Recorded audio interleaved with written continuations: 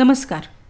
नामयोगी श्री रामचंद्र कृष्ण कामत यांच्या संपादित साहित्यामधून मुमुक्षूंनी प्रासादिक ग्रंथ वाचण्याची पद्धत.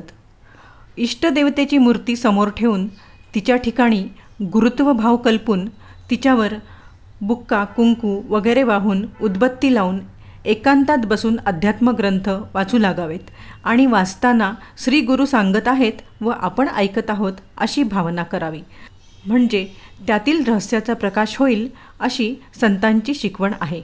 गुरु तारक नसून गुरुभाव तारक आहे. इष्टदेवाच्या ठिकाणी गुरुभाव कल्पून वर सांगितलेल्या भावनेने वाचित गेल्यास रहस्य प्रकाश लवकर होतो. अशा भावनेने अध्यात्म ग्रंथांचे वाचन सर्वांनीच करावे, मुमुक्षू आणि साधकांनीही. नाथ भागवतासारखा एखादाच ग्रंथ पारायणाचा मुख्य ग्रंथ करावा. इतर ग्रंथ फावल्या वेळेस हवे तर वाचावेत, पण नित्यपारायणाचा ग्रंथ एकच असावा. या ग्रंथाची पारायणावर पारायणे करावीत. पहिल्या खेपेपेक्षा दुसऱ्या पारायणाच्या खेपेस ग्रंथातील शब्दांचा अधिक प्रकाश होतो, दुसऱ्यापेक्षा तिसऱ्या खेपेस अधिक होतो.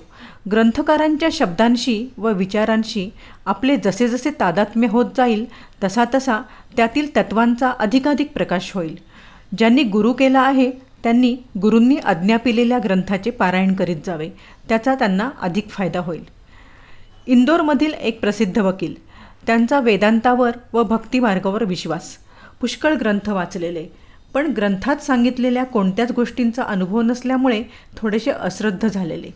कुणाही साधुसंतावर विश्वास नसणारे, पण हरिदास पुराणिकांच्या कथा न चुकता दूर बसून ऐकणारे असे प्रामाणिक जिज्ञासू यांना आमचे बंधू दिगंबरदास यांनी पुढील प्रमाणे सूचना केली.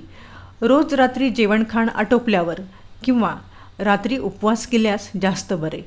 देवघरात अथवा दुसऱ्या कोणत्याही सोयीच्या ठिकाणी बसून श्रीकृष्णाची सुंदर तस्वीर अथवा मूर्ती आपल्या डोळ्यासमोर त्या मूर्तीचे डोळे येतील इतक्या उंचीवर भिंतीला लावून अथवा चौरंगावर ठेवून प्रकाशाकरता समई लावून सुवासिक उदबत्ती आणि तुपाचे निरांजन पेटवून त्या प्रकाशात श्रीकृष्णाच्या डोळ्यात डोळा घालून वासुदेव द्वादशाक्षरी मंत्राच्या 12 माळा करा व एकनाथी भागवत जगद्गुरू श्रीकृष्ण सांगत आहेत आणि आपण ऐकत आहोत अशी भावना करून वाचा. याप्रमाणे रोज 1 तास करीत बसा. श्री तुकाराम महाराजांनी या ग्रंथाची 108 पारायणे केली, कोणी म्हणतात 1000 पारायणे केली. पण तुम्ही कामधंद्याचे लोक फक्त 12 पारायणे करण्याचा संकल्प करा आणि देवता साक्षात्काराचा काही अनुभव येतो की नाही हे पहा. हे ऐकून त्यांना विश्वास उत्पन्न झाला व त्याप्रमाणे ते मोठ्या प्रेमाने आणि निश्चयाने पारायण करू लागले.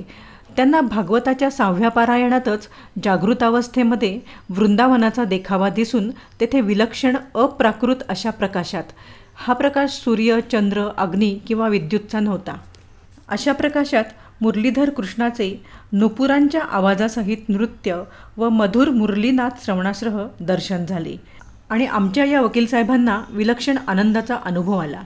पहिल्या प्रथम प्रकाश दर्शन झाले. तो प्रकाशच इतका आल्हादकारक होता की त्याचे वर्णन काही महिन्यांच्या भेटीनंतर आपल्या मित्रांना सांगताना ते रोमांचित होऊन अर्धमूर्छितावस्थेत गेले आणि काही मिनिटांनी त्यांनी दर्शनाचा अनुभव सांगितला. 8व्या पारायणाच्या वेळी तर सौंदर्यनिधी श्रीकृष्णाने त्यांना घट्ट प्रेमालिंगन दिले आणि या हृदयीचे त्या हृदयी घातले. या अनुभवाचे वर्णन ते काय करणार आणि आम्ही काय लिहिणार. अनुभव 2. एक 8-10 वर्षांची श्रीमंताची कन्या, लहानपणापासून कृष्णभक्ती करणारी. तिच्या भक्तीच्या गोष्टी कानावर आल्यावरून आमच्या बंधूंनी तिला त्या मार्गात येण्यास उत्तेजन देण्याकरता प्रेमाने एक कृष्णाचा फोटो व स्तोत्राची काही लहान लहान पुस्तके देऊन पाठवली. त्यानंतर काही वर्षांनी तिचे तशाच थोर घराण्यातील मुलाशी लग्न झाले. ईश्वर कृपेने श्रीमंतीमुळे हिच्यावर कामाधामाचा काही बोजा नसल्यामुळे श्रीकृष्ण चरित्र वाचणे, स्तोत्रे म्हणणे, नामस्मरण करणे यात तिचा वेळ जाऊ लागला. तिला श्रीकृष्णाची ओझरती दर्शने होऊ लागली. घर फार मोठे, ओसरीवरूनच परसात जाणे म्हणजे 100-150 पावले चालत जावी लागतात. कोठे प्रकाश, कोठे थोडासा अंधार. अशा वेळी चालताना कोणीतरी पुरुष आपल्यासोबत आहे असा तिला भास व्हायचा. कधीकधी लहान मुलाच्या पायातल्या घुंगरांप्रमाणे आवाज ऐकू यायचा. असे चालू झाले. हे काय होते आहे तिला समजेना. ही काही भूतचेष्टा तर नसेल ना अशी तिला शंका वाटू लागली. ती एकदा आपल्या माहेरच्या कुलदेवास माहेरच्या माणसांबरोबर गेली. तिकडे असताना वडिलांच्या दीक्षेप्रमाणे देवस्थानातील लोकांची वर्दळ कमी झाल्यानंतर ही एकटीच प्रदक्षिणेस जात असे. त्यावेळी प्रदक्षिणा घालताना पितांबर झळकायचे, रत्नखचित मुकुट दिसायचा, असे होऊ लागले. असे 1-2 वेळा झाल्यानंतर घाबरून ती आपल्या मोलकरणीस बरोबर घेऊन प्रदक्षिणा घालू लागली. पण तेव्हापासून ही दृश्ये दिसण्याची बंद झाली. आता ती लेकुरवाळी झाली आहे, त्यामुळे प्रेम बहिर्मुख झाले, विभागले गेले. श्रीमंतीमुळे कोठे बाहेर येणे जाणे नाही, कथापुराण नाही, श्रवण मनन नाही, सत्संग नाही. या कारणाने तिला चुकल्यासारखे वाटते असे आमच्या कानावर आले. असे जरी असले तरी श्रीहरीच्या दरबारात तिची हजेरी लागल्यामुळे तोच तिला पुढचा मार्ग दाखवेल असा आमचा भरोसा आहे. ईश्वराच्या दयेचे जाज्वल्य उदाहरण या नावाचा लेख माघ संवत 1991 फेब्रुवारी 1935च्या कल्याणच्या अंकामध्ये प्रसिद्ध झाला आहे. त्यात 15 जानेवारीत झालेल्या बिहारच्या भूकंपाच्या वेळी एका मुलीवर 3 भिंती कोसळून पडल्या. भूकंपाचे धक्के थांबल्यानंतर मातीचे ढीग उपसून काढण्यास आरंभ झाला. त्यात 3 दिवसानंतर ह्या मुलीस बाहेर काढण्यात आले. मूर्छितावस्थेतून शुद्धीवर आल्यानंतर तिने त्या भयंकर प्रसंगी एक पीतवस्त्रधारी परम सुंदर बालक येऊन आपल्या पाठीवर हात फिरवित असे. त्यावेळी मातीच्या भाराने आपणास होणाऱ्या वेदना शांत होत आणि झोप लागे. पुन्हा जागृती आल्यानंतर भाराने अत्यंत श्रम होत. त्यावेळी पुन्हा तो बालक प्रगट होऊन हात फिरवी आणि धीर देई अशी हकीकत दिली आहे.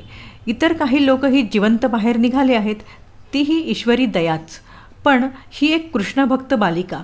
त्या भयंकर स्थितीत कृष्णाने प्रत्यक्ष दर्शन देऊन तारले हे त्यात विशेष आहे असे लेखिकेने म्हटले आहे. तिच्या वडिलांचे नाव, गाव वगैरे सर्व त्यात प्रसिद्ध झाले आहे. या काळातही भगवंताची प्रत्यक्ष दर्शने त्यांच्या भक्तांना होत असतात हे यावरून सिद्ध होते. हरिओम तत्सत.